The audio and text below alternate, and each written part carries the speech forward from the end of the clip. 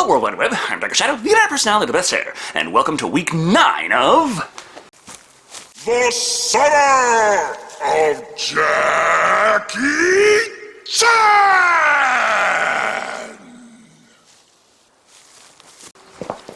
And as we looked at both Rush Hour and Rush Hour 2, why not take a look at the sequel to Shanghai Noon, Shanghai Knights?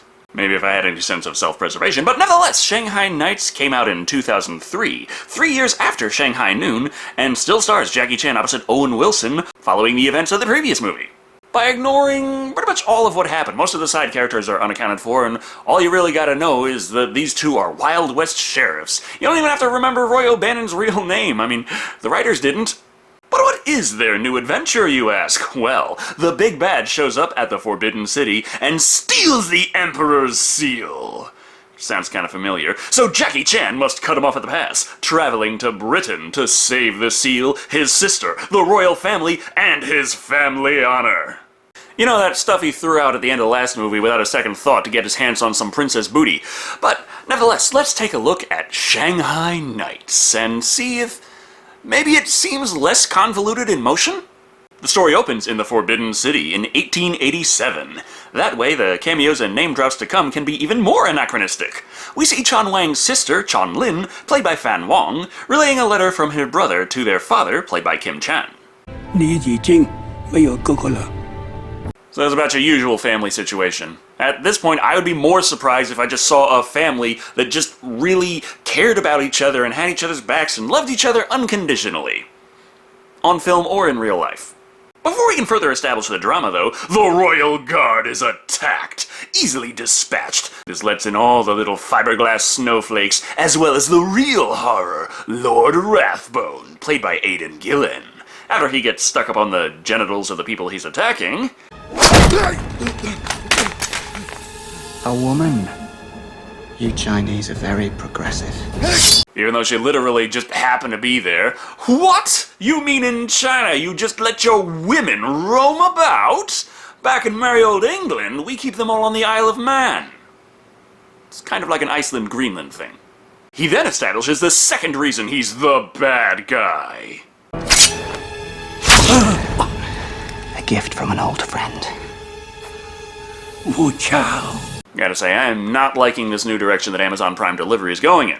With the patriarch of the Chan clan skewered, Lin gets conveniently knocked out but not killed. After all, Rathbone is here specifically to steal the Emperor's seal and get this plot going. With that in mind, Daddy here just so happened to have a handy-dandy puzzle box he'd like delivered to his son in the event of him being jumped in the middle of the night and murdered by bad guys. His son, however, Chan Wang, played by Jackie Chan, is enduring arguably harsher treatment, catching bad guys while having to listen to his deputy gush about the latest book detailing the exploits of Super Sheriff Roy O'Bannon, and that time he saved the West from a zombie horde. Nailed each zombie through the heart. What about the Shanghai Kid? Oh, he was captured and knocked out in page stand while he was polishing Roy's pearl handles. And it gets worse. That was only innuendo. However, it is on this day that Wang receives that letter from his sister, and we all know this is some pretty heavy shit. So after a short morning montage, he gets to action. First of all, his deputy is now the sheriff, and Wang is going to New York. That's because that's where Roy says he's invested all their money. Yeah, they kept the gold. Also, if you're wondering where Princess Pepe is, they do mention she's off in, like, L.A. somewhere, doing something. It's probably fine. Roy O'Bannon, however, played by Owen Wilson, is wooing all the ladies with his tales of cowboy adventures out west, kicking all the asses and taking all the names, despite that dead weight he had to save time and time again, that Shanghai Kid guy. But before long, who would happen to show up but the man himself? Reach for the sky, Roy. John Wayne! Ugh. And he still can't quite get the guy's name right. And it might explain why he just forgot his own name was actually Wyatt Earp. He's too short on time to care, though. Wang quickly explains to Roy that his sister sent him a letter telling him that his father in China was murdered, and so he needs money to get to England as soon as possible. Wait, murder? I'm a little bit mixed up. Let me see if I can get the facts straight. It's not a good sign when even the characters step back like, hold on, what the fuck are we doing again? Also, it doesn't help much when Wang finds out that Roy here hasn't been entirely honest about his situation. He's either wasted all their money or locked it up in long-term investments. He's not here to surround himself with women and booze, he's a waiter serving said booze to said women. However, it doesn't matter because he still has a plan, as Wang will do anything to get the money to pay for the trip. Roy instructs him to go to the room and get nice and washed up. This is because the guy's part-time job is a gigolo, and he figures Wang can probably get the cash he needs by teaching some New Yorkers how to use chopsticks. Just go in there and do your business and think about your sister in England. What? Now I'm starting to understand why YouTube demonetizes so many of my Jackie Chan movie reviews. Roy's plan runs into trouble, though, when we learn that he is in fact on the wrong side of the law, and the police have come for him. This is one situation that he can't fuck his way out of, so instead, we rely on the handy-dandy Jackie Chan action sequence, utilizing the inherent comic value of a rotating door to deftly defeat a handful of police officers before we find out, hey, you know what's cheaper than buying a ticket to England? Just smuggling yourself onto a ship bound for England. Now that they're on their way, we can work on their friendship and that mysterious plot-relevant package Wang received in the mail. It's a parcel box. I don't know how to open yet. You don't know how to open it. Get a hammer and smash it open so you can see what it says. I must have patience. It does make me wonder what would happen if I got the lament configuration and finally managed to open it up with the help of a motherfucking chainsaw. Ah, well, no time to worry about the fact that they are stowaways. They've arrived in England. Roy takes this time to talk about how the British are just sore losers, what with how America whooped their red-coated asses. And while he himself wants to find a nice woman to settle down with and start a family. This, of course, ignoring the fact that Hides Out of Frame was a pretty major player last movie, and I can't be so sure she's not eavesdropping on this the whole time, but never mind any of this. What's that such a special connection with children? Little ankle biters. Hey! Watch it, you little punk! Oh, my gift. Pickpocket right there. I mean, yeah, I know, obviously, you're watching this on YouTube, I've uploaded this, scripted this, edited this. I've obviously seen the whole movie before saying this line to the camera, but I'm not bragging that, oh, I figured that out so soon the first time, as like bragging I happen to be able to see perfectly fine. You know, if I have my glasses. After striking up a short conversation with the kid, mentioning the need to find Wang's sister, Roy just tells him to get lost. Thanks for the tip, Gav. Hey! I stole that watch from my uncle! Pickpocket 100, Stealth 0. The kid, played by Aaron Taylor Johnson, doesn't get far as he's already amassed a group of people really ticked off that he lived in the legendary Godzilla film while Bryan Cranston's character died. Only one way to solve this dispute, another Jackie Chan action sequence. Smashing fruit stands and destroying the entire marketplace while beating the crap out of various goons. No punk, or prop, or structural support can stop the Shanghai Kid. I think you gentlemen should accompany me back to the yard. This isn't a yard! It's a jail! This is where my fiancé pointed to the screen and said, hey, that's you right there. But come on, I know what Scotland Yard is. Lucky for them, though, they were arrested by Detective Artie Doyle, played by Tom Fisher. Yes, his character is clearly named after the author of the Sherlock Holmes novels, and the appearance and deductive reasoning on display very clearly call back to said character, but in reality the author was a doctor and much more rotund, but never mind historical accuracy on par with an Assassin's Creed game, Doyle is happy these two have stomped out that gang that has somehow eluded him, but has bad news about Wang's sister. I think you'd better come with me.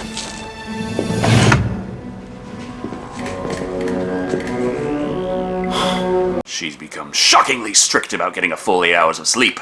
Or she's hiding on the ceiling ready to beat them up and escape, which, interestingly enough, seems to be exactly what Roy likes in a woman.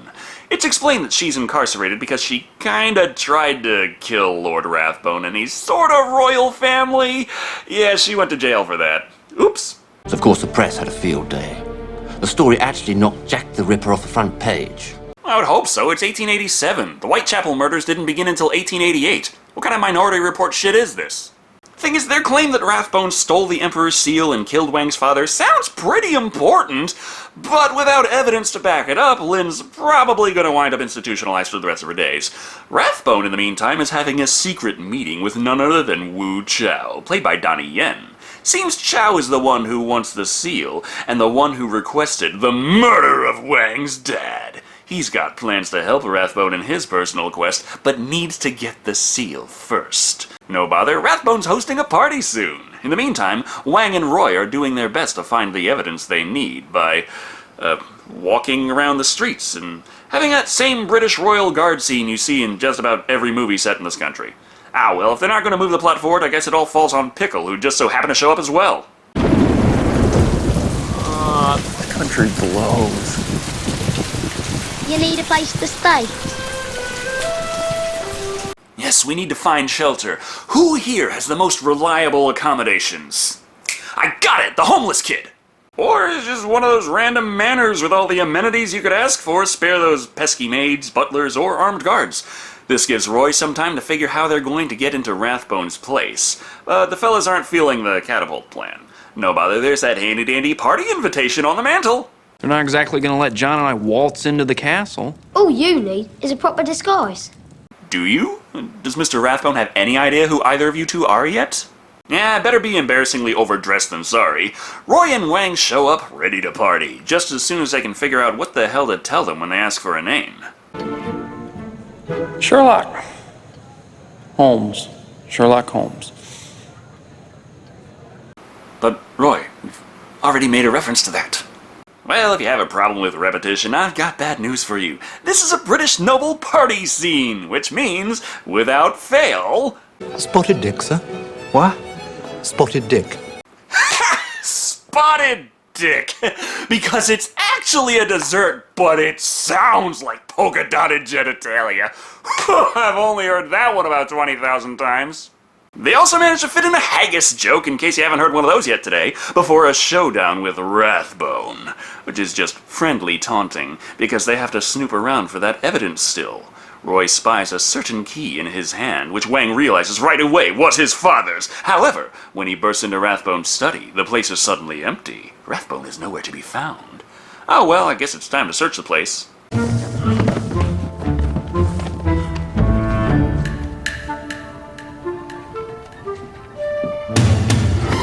Ah, the old paintings with the eye holes cut out trick.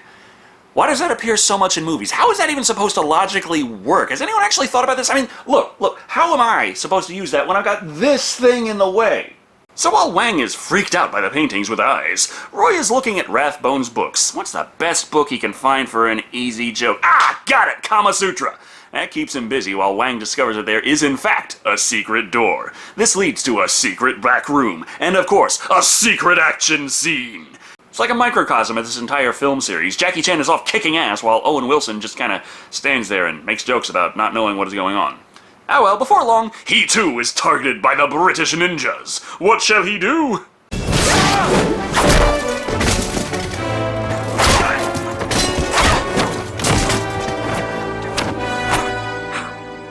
Okay, so just leaving her in a jail cell all movie was a kind of boring decision, so let's just have her break out and kick all the asses. And keep establishing her attractiveness now that Hides Out of Frame is literally out of the picture. Anyway, her and Roy make it over to that secret area, and after the action scene finally comes to a close, we learn that the Emperor's seal is in fact gone. Because there's even more secret compartments that Rathbone must have taken, because he's delivering that seal to the other bad guy, Wu Chao. Better explain this plot point to the audience quick. He's the Emperor's bastard brother. He was banished from the Forbidden City for trying to steal the Imperial seal. Our father caught him. He vowed to return to claim the Emperor's throne. Okay, want to cover any of his likes and dislikes? Turn-ons? Food allergies?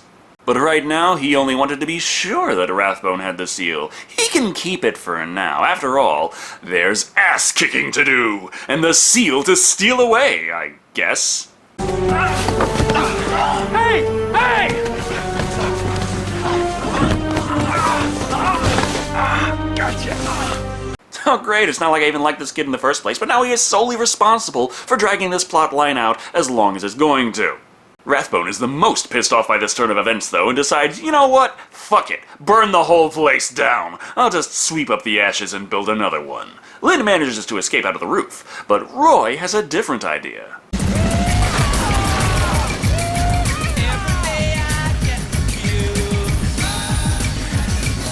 Well, it's not a bad plan, but it's a bit of an odd choice of music. Let me help.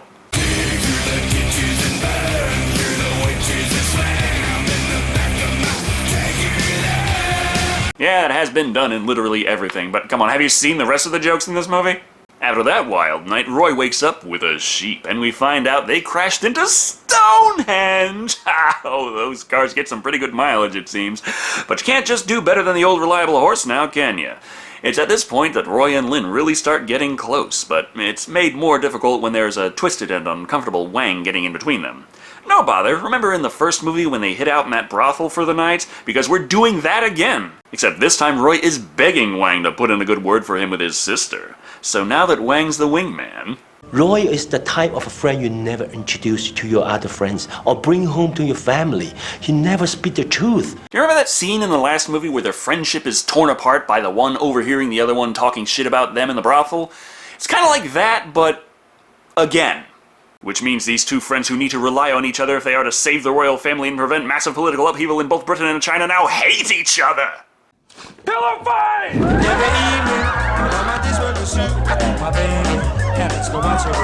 For about 2.5 minutes. Got over it a lot faster this time around. But wait! There's that third member of their posse, Lin, and she is not nearly as enthusiastic about this naked pillow fight with 20 prostitutes. Well, Roy, I guess he dodged a bullet there. On her way out, though, she must have run through that time warp again long enough to meet Jack the Ripper and kick his ass. Now the guys can catch up to her, and then the other guys can catch up to them, ambushing and capturing the three of them. Sure, they don't have the seal, but Rathbone and Chow have a plan. Torture the woman until one of the men says where the boy with the seal ran off to. They also explain that Chow plans to unite the Emperor's enemies with the seal, kill the Emperor, and become the Emperor. Well, what's in it for you? You're looking at the future King of England. You're like 20th in line to the throne. 10th. Only if you don't count your 11 cousins. But how will they kill the rest of the royal family? It's called a machine gun. The first of its kind. It fires 200 rounds a minute. Testament to British ingenuity. Several problems with this. The first modern-style machine gun was made 4 years before the events of this movie, and the first Gatling-style machine gun, like we see here, was made 50 years after. And if you just want to say the things that were just being called machine guns in marketing way back when, I mean, the Puckle gun was marketed as a machine gun in the 1720s. But what do you expect in a movie where Jack the Ripper got beat up in 1887 by Sherlock Holmes' girlfriend? With that in mind, the new plan is that Lin will be framed for the slaughter of the royal family. Or at least her corpse will. Rathbone is also confident he'll find the seal, so despite their plans being royally fucked, they're still continuing without a hitch. I mean, sure, they hung the good guys upside down and left them just assuming things would all go to plan, but come on! What are the chances that Jackie Chan is just going to flip around, untie himself with his teeth, and then swoop down and still have enough energy and coordination left to kick everyone's ass, dodging machine gun fire to dive underwater and save Owen Wilson?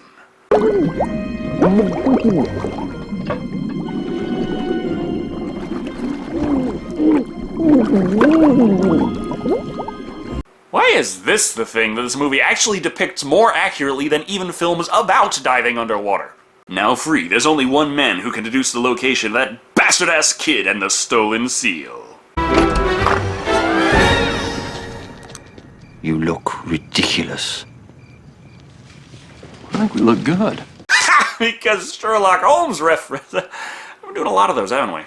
Now, all they have to go on is the boy's hat, which, through all the shit they've done, somehow Roy still just so happens to have held on to. But what's this? Wax! Not candle wax either. The specific kind of wax you might find at the Wax Museum.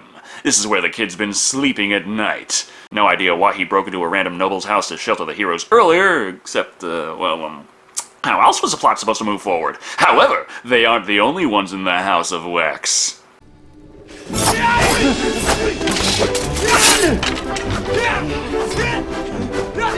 There's Chow's men, who follow the usual villain strategy of just follow the good guys around and wait until they find the thing that you need and steal it back. And there's also the kid. Yay.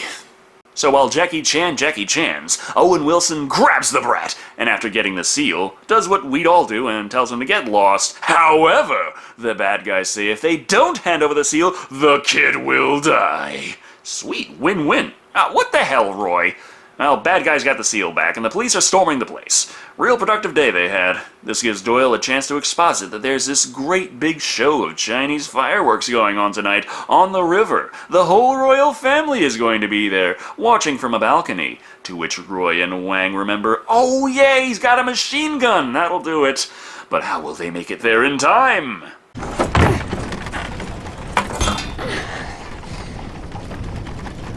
You gents lost your way? Yeah, the kid's helping them, but come on, if they just grabbed the seal and ran like hell, they probably would be fine.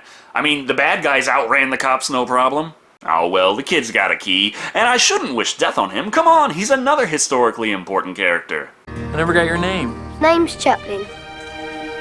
Charlie Chaplin. Wait a minute, how the hell is that possible? You're not supposed to be born for another 2 years. I never was good at maths. But with minutes to go until the fireworks begin, and like 20 minutes left in the movie, the climax is underway. Jackie Chan parkours his way onto the barge, saving his sister's life, before Chow, well, he just fires at the royal family, but XCOM style, he somehow misses entirely, allowing his ass to be thoroughly kicked. Well, that's one bad guy taken care of, but there's still the big bad himself, Rathbone. And lest we forget, this is a movie set in London, and we haven't had a Big Ben scene yet. Well, it's time to fix that. Roy and Wang head up the innards of the clock, searching for Rathbone. Roy, look out! Roy! And don't worry, Jackie, you're the one doing your own stunts, remember? It comes down to Wang and Boner. The Lord's reputation as the finest swordsman around is not unwarranted, it seems, as he easily bests Jackie Chan, even toying with him, handing him his sword back again and again, just to show how badass he is. Wang uses this against him, however, asking for his other sword since he's been disarmed. Using this, he figures, can't win, but he can cut down the platform they are standing upon, killing himself as well as Rathbone. But what's this? Roy was in fact alive all along, and the movie showed us that very clearly, but I edited around it because I think it looks better this way. Therefore, happy ending! The big bad and little bad are both dead as shit. The three heroes are knighted, finally making that Shanghai Knights title make a little sense, and Doyle decides he's tired of being a strange detective based on the author of Sherlock Holmes novels, and instead wants to be a novelist, writing the adventures of Sherlock Holmes. Oh, and that puzzle box was finally solved, if you care. Family is forever, my son. I'm proud you cast your own stone. Wow. And the tale comes to a close with an Owen Wilson wow. Anyway, that was Shanghai Knights. And it's kinda like an action comedy written by a neural network. It doesn't come off like a movie that was made to explore an interesting concept, but rather follow a specific rule set of what exactly you're supposed to do with these concepts. I'm pretty sure the spotted dick joke was tied way back in 1887. Besides that, the movie has a whole lot of style, but very little substance. For one thing, the plot is easy enough to follow. You don't have to have seen the first movie to really get it, both because the story itself is self-contained, and the fact that if you do remember the events of the previous film, things start making less sense. Yeah, they explain that Princess Pepe is in Los Angeles doing whatever you do in Los Angeles in the 1800s, and I'll give the movie the benefit of the doubt and say that maybe they did explain what happened to Roy's girlfriend from the end of the first movie and I just missed it, as I do many important details, but it's clear that the reasons for their absence is simply that they would get in the way of the standard-ass by-the-books plot that was prepared for us. Shanghai Noon wasn't exactly the most original flick in its own right anyway, and that makes it doubly obvious when these cliché things that tend to happen in these kinds of stories not only happen here, but are the same damn things that happened in the last movie, only in a different country with roles reversed. Hell, at least Three's Company took several seasons before they started reskinning episodes and trying to pass them off like new content. On the plus side, this movie does seem to have a better idea of what it wants to be, and the balance between Jackie Chan action and Owen Wilson comedy seems to mesh more seamlessly this time around. At the end of the day, Shanghai Knights feels like a movie that was shooting for a 3 and just was so damn basic. It's got star power, budget, decent enough acting, and nice sets, but it doesn't do anything with them we haven't already seen at least 10 times over, coming in at 2 random pillow fights out of 5. And that's all she wrote on the epic journeys of Jackie Chan and Owen Wilson. Unless Shanghai Dawn actually does manage to get green lit, I suppose. Thank you all for watching. I've been Shado. And remember, British people drive on the wrong side of the road. It's just crazy, isn't it?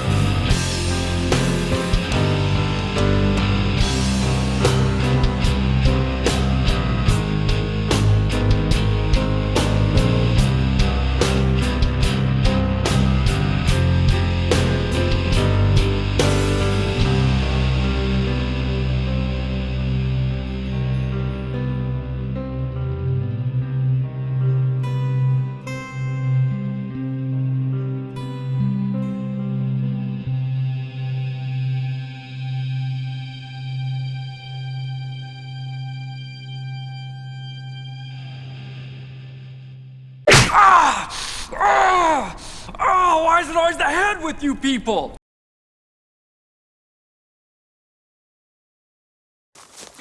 The summer of Sparty!